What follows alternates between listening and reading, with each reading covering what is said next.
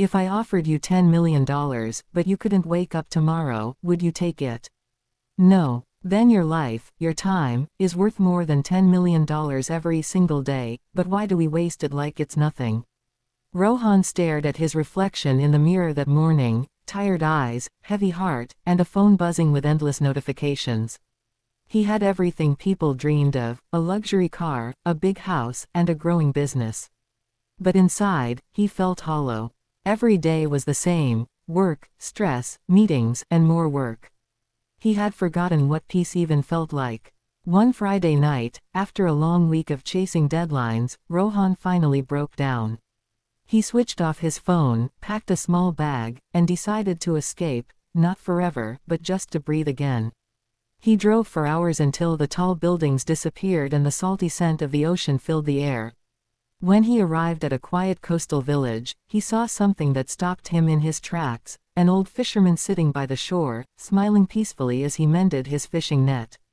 No rush, no pressure, just calm. Curious, Rohan walked closer and asked, "Aren't you supposed to be out fishing right now?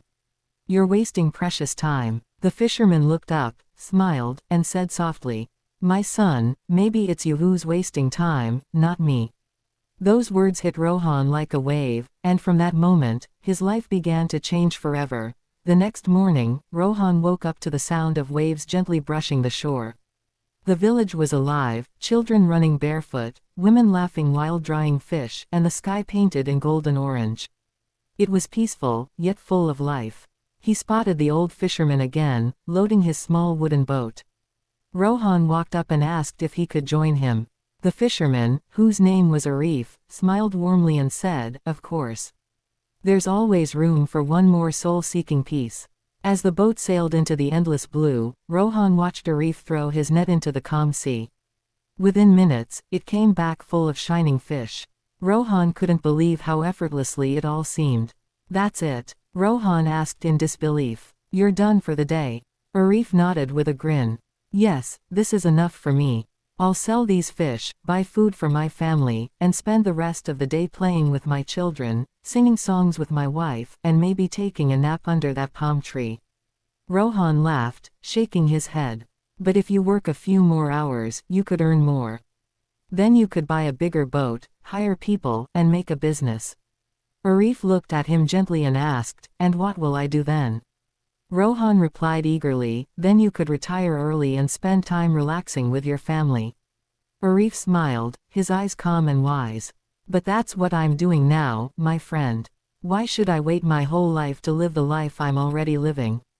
Rohan went silent. For the first time, he realized maybe success wasn't about having more, but needing less. As the boat gently touched the shore, Rohan felt strangely quiet inside. The breeze carried the scent of salt and freedom, something he hadn't felt in years.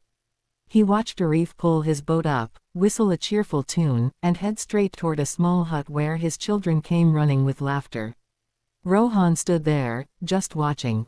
No expensive suits, no fancy gadgets, yet the man before him seemed richer than anyone Rohan had ever met.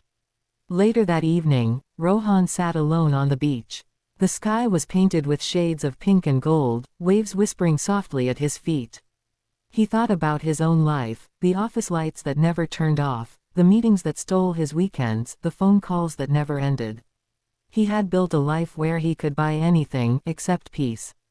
He remembered Arif's words echoing in his mind, "Maybe it's you who's wasting time, not me." For the first time, Rohan understood.